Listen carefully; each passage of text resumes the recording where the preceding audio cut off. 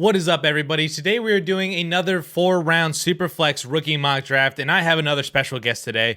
I am joined by Jeremy Popielarz at PopesFFH on Twitter, and he's a Dynasty and rookie analyst for FTN Fantasy, so make sure you go check out all of his fantastic rookie and Dynasty content over on FTN. Today we're going to be drafting from the 111 spot and putting ourselves into Jeremy's mind to understand his process and analysis on some rookies to see just exactly how he would attack a rookie draft from the 111 spot. So without further ado, let's get right into the mock. So we are up at the 111 here. The typical 8, I'll say, have gone to start off with Caleb Williams, Marvin Harrison, the 2 quarterbacks of Jaden Daniels and Drake May, Malik Neighbors, JJ McCarthy, Rome Odunze, Brock Bowers. At the 1.09 did go Brian Thomas. I feel like he's pretty chalked there at this point in the rookie process. And then Xavier Worthy, combine darling, ends up going at the 110. So, Jeremy, you have a bit of a decision here. I kind of purposely put you in this spot to make a decision here to help some people out. But we are looking at the best available guys of like Troy Franklin, Ladd McConkey, Adonai Mitchell. Bo Nix is also there too, as is Michael Penix at the quarterback position. Or if you wanted to dip into the running back pool here, you could do that too with basically your pick of the litter. So what are you looking at here at the 111 in this rookie mock draft? Yeah, I still think like the receiving class is really strong here. I wouldn't hurt somebody. Usually 111, if it's your own pick, your team's pretty solid, most likely pretty good at the receiver position. That's kind of the key to fantasy nowadays. So you might be pretty deep at that receiver position. So like you said, having the pick of the litter at the wide running back position isn't too bad here. Obviously, you're probably looking at like the Bensons, the Brooks, and it's tough at this moment. I feel like draft capital is really going to separate those guys. So for the purposes of today, I'm going to go with Troy Franklin. Franklin's my highest rated player currently. That's still available. I like the ability, 6'3", 178, of kind of a slender but fast receiver, has that ability. He's not sudden necessarily after the catch, but he does understand that leverage and can use his speed to make guys miss and just subtly just turn guys around and then just keep running by them. There's a clip against USC out there rolling around the X streets, and that one's fun to watch. He's just kind of magical once the ball's in his hand with just the speed and outrunning angles. So there is concerns obviously at the catch point there with Troy Franklin. Some people don't love that for him. He has had shown some struggles, but I really think the upside's there for Troy Franklin in the right situation. He was a guy that I was very high on early on in the process. I feel like he kind of has become the analytical darling of this class once you get past, the top 3 options, I'll say. The one thing that I want to ask you, and you kind of touched on it a little bit, but I want to dive deeper into it. Are you at all concerned about the size and the BMI? Because that really is like the one indicator for me that I am a little bit worried, because like when you look at other wide receivers at a similar BMI, essentially, it's really just Devonta Smith that has become a success at the NFL level.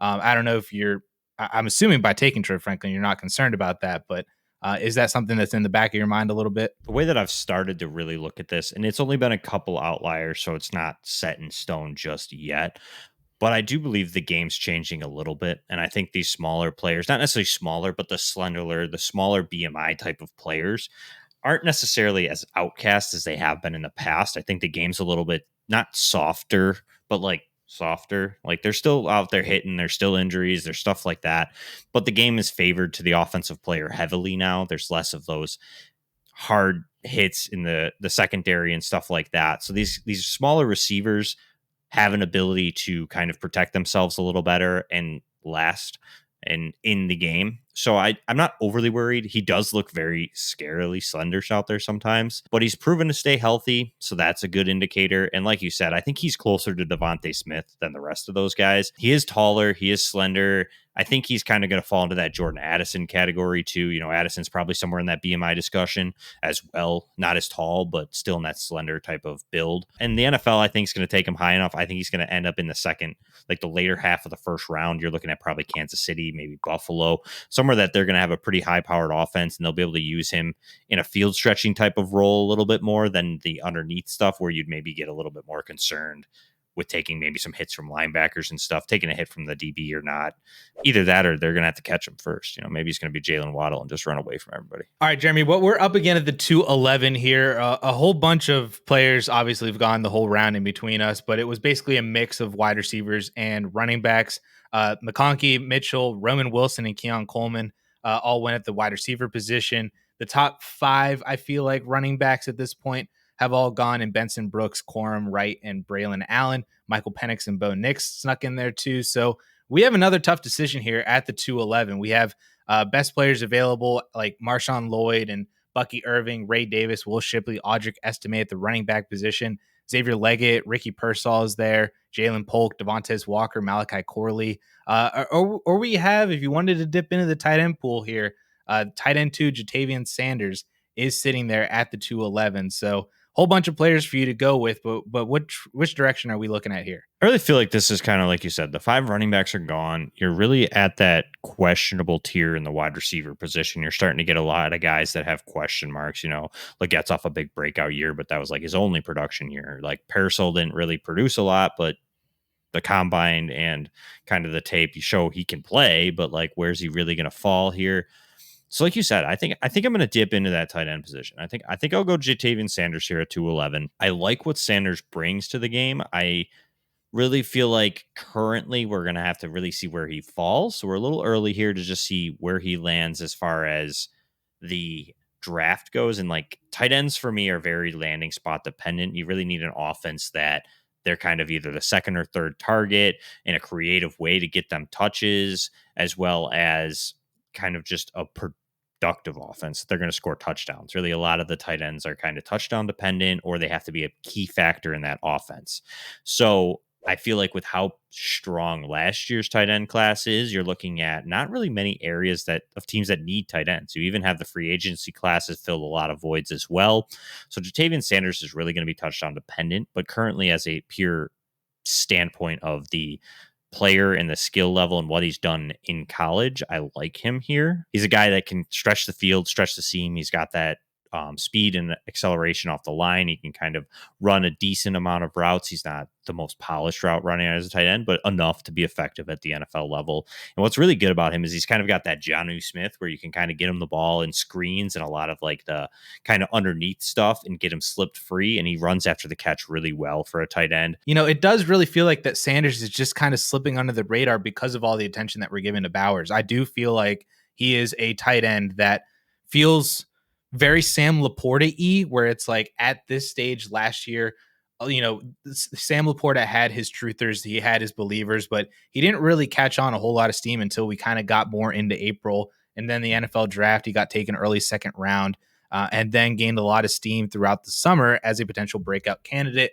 It worked beautifully. But Sanders just feels like that kind of a tight end that if you're able to grab him in the mid to late second, like you just did here, with the way that the tight end position has kind of been restructured for Dynasty, we all of a sudden now have, a handful of guys, even more than a handful of guys that are considered, almost elite every single week options.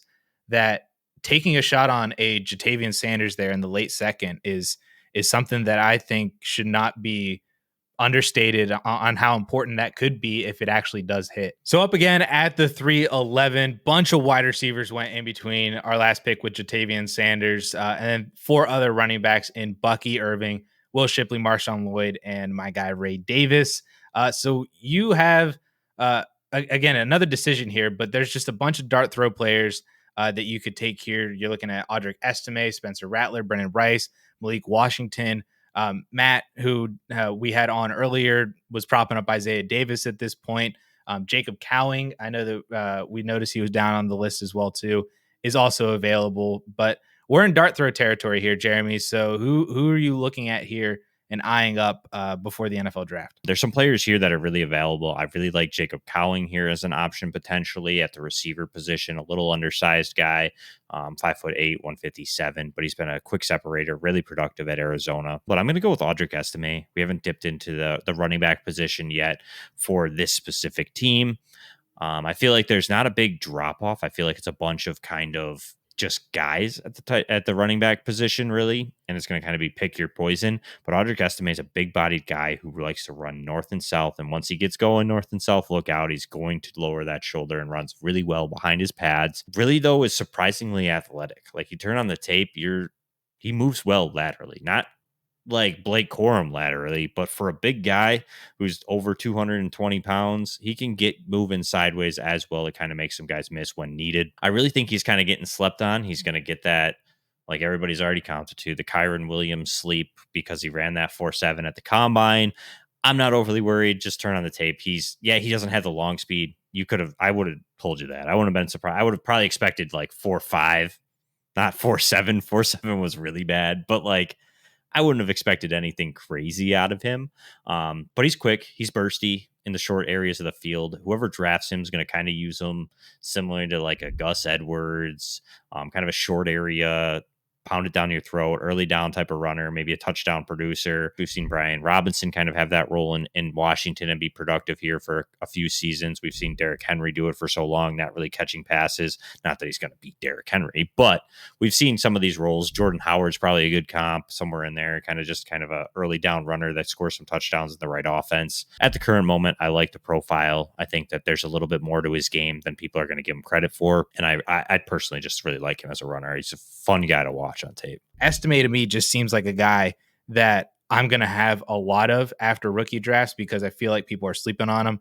And especially if he lands on a team in a depth chart that is easy to ascend or he's just one injury away. Those are my favorite types of players to draft this late in rookie drafts because, at the running back position, we see every single year how valuable, backups and backups to backups can be.